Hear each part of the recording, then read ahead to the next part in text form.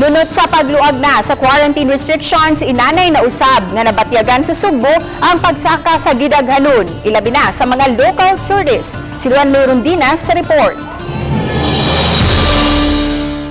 Kaniadtong nagmingaw nga domestic arrival bay area sa Mactan Cebu International Airport karon napuno na sa daghang mga sakyanan nga nagpaabot sa mga pasahero. Kining mga sakop sa usa ka pribadong organisasyon sa Dasmariñas, Cavite excited sa ilang tulo ka adlaw nga pagsuroy dinhi sa Sugbo.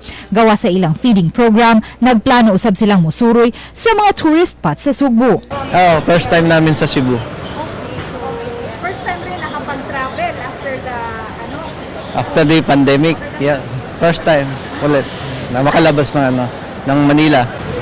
Maluwag na ngayon, walang hassle, walang hindi gaya nung maraming mga tanong-tanong. Tsaka hindi na kami tinignan kung vaccinated kami o wala man lang hinahanap.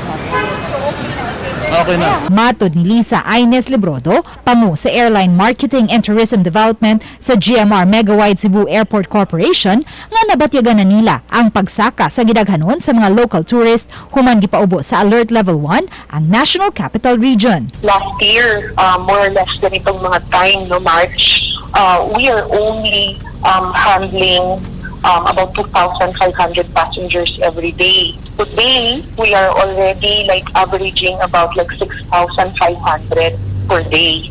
Kung sa miaging buwan, may 18 lang ka mga flights paingon o gikan sa Manila matag adlaw, karon misaka na kini ngadto sa 23 ka mga flights ug sugod sa Marso 27 himuon ng 33 ang flights paingon ug pabalik sa Manila matag adlaw.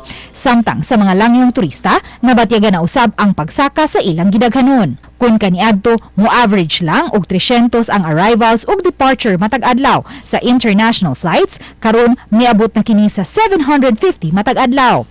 Hinuon mas ubos ra gihapon kini itandi sa wala pa ang pandemya nga mo average og 22 ngadto sa 25,000 per day ang domestic, samtang 12,000 ngadto sa 13,000 per day ang international. So if you're going to look at 2019 before the pandemic and today, medyo nandun pa lang tayo sa mga 30% na 30% recovery for domestic at saka yung international natin is nasa 6% pa lang. Uban ni Marlon Melgazo, Luan Mayrondinas, Balitang Bisdak.